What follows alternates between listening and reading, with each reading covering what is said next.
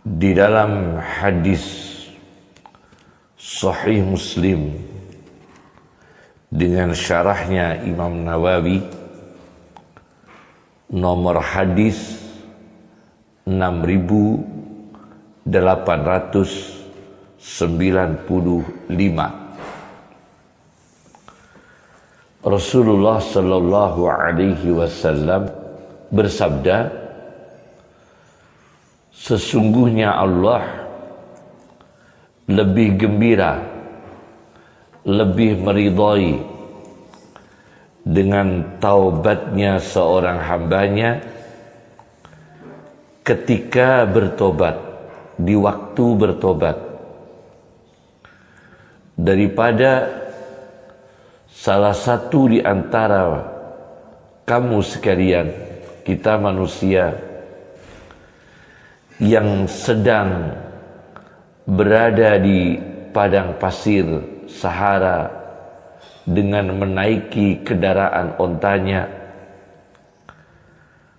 kemudian onta itu hilang, lepas, padahal onta itu membawa segala kebutuhan logistiknya, makanan dan minuman. Akhirnya orang ini putus asa, tidak mengharapkan ditemukannya kendaraan onta kembali, karena di tengah-tengah padang Sahara. Lalu dia mendatangi sebuah pohon, tiduran di bawah naungan pohon. Tidak lama kemudian Allah mendatangkan onta yang hilang itu kembali, lengkap dengan kebutuhan logistiknya. Barang-barang yang dibawa oleh onta itu sama sekali tidak ada yang hilang, utuh.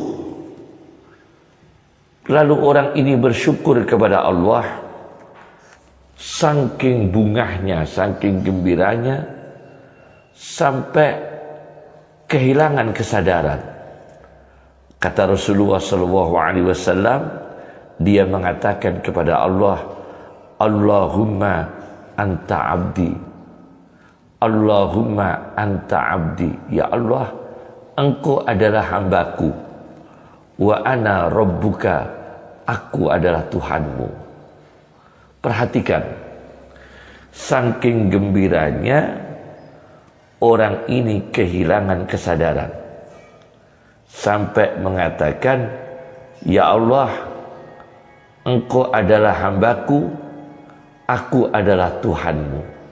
Kata Rasulullah, min syiddatil farahi, saking sangat gembiranya, kehilangan akal kesadaran.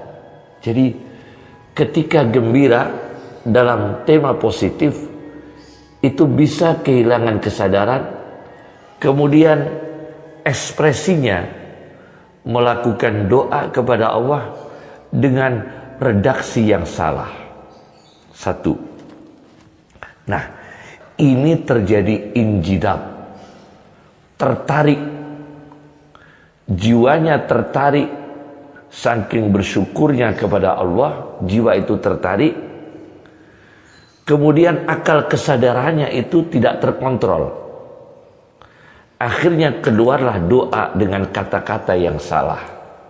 Terjadi injidab atau jadab, tertarik, ketertarikan.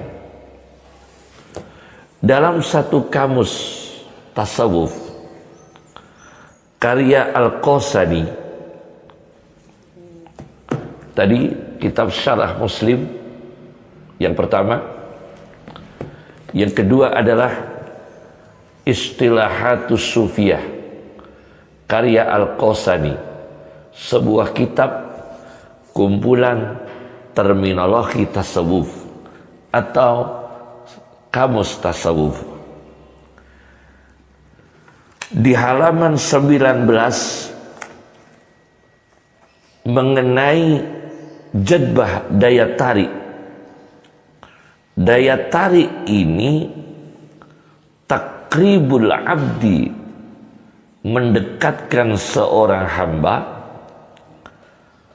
bimuqtadal inayatil ilahiyah, sesuai dengan perhatian Allah, al-muhayyi'ah lahu, yang memudahkan pada diri seseorang, kullama yahtaju ilaih, segala yang dibutuhkan, fi tayyil manazil, untuk melipat perjalanan-perjalanan, manzilah-manzilah, tempat, terminal-terminal, ilal haqqi, menuju kepada Allah, yaitu manusia diberi kemudahan dekat kepada Allah dengan inayah ilahiyah, perhatian dari Allah, dengan proses yang cepat, bila kulfah, tanpa dengan jerih payah, wasa'in minhu, tanpa dengan usaha.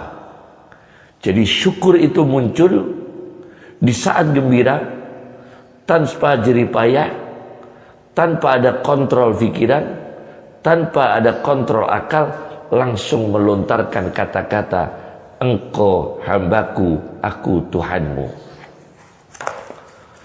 Maka di dalam kamus yang sama, Istilahatus Sufiyah karya Al-Qasani, di halaman 71, kalau yang tadi definisi itu di halaman 19, sekarang di halaman 71, orang yang majdub, al-majdubu manistona'ahul haqqu ta'ala li nafsih, orang yang diciptakan oleh Allah untuk dirinya.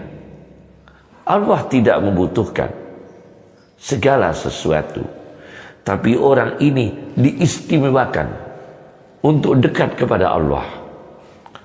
Wastafahu lihadrati unsih, dan dipilih oleh Allah untuk bergembira, untuk bersukaria, untuk bersenang hati dengan Allah Subhanahu wa ta'ala. Nah, ini orang proses menuju kepada Allah, singkatnya bila kulfatil makasibi, tanpa jerih payah usaha-usaha, wal mata'ibi, dan tidak membutuhkan jerih payah yang lain. Ini namanya injidab, ketertarikan oleh makhluknya Allah Subhanahu wa ta'ala.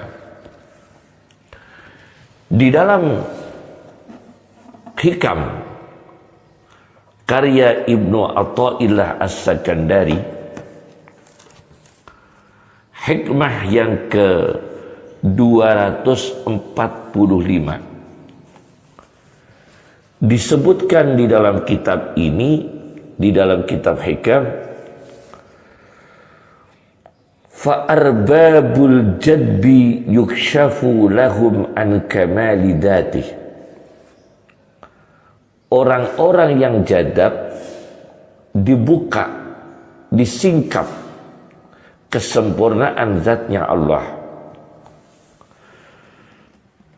Yakshifu atau yukshafu, summa yarudduhum ila syuhudi sifatih, lalu orang-orang yang jadab itu melihat sifat Allah. Summa yarji'uhum ila ta'alluqi bi asma'ih, kemudian dikembalikan pada bergantung nama-nama Allah. Summa yarudduhum ila syuhudi asarih, kemudian dikembalikan pada melihat hasil-hasil ciptaan Allah. Jadi orang jadab ini prosesnya dari atas. Pertama, dibukakan kamali zatih, kesempurnaan zat Allah. Maka dia konsentrasinya hanya kepada Allah. Karena tanpa proses dari awal, langsung diperlihatkan kesempurnaan zatnya Allah. Kemudian turun lagi syuhudi sifatih, merasakan sifat-sifat Allah, mengetahui sifat-sifat Allah, melihat, menyaksikan sifat-sifat Allah.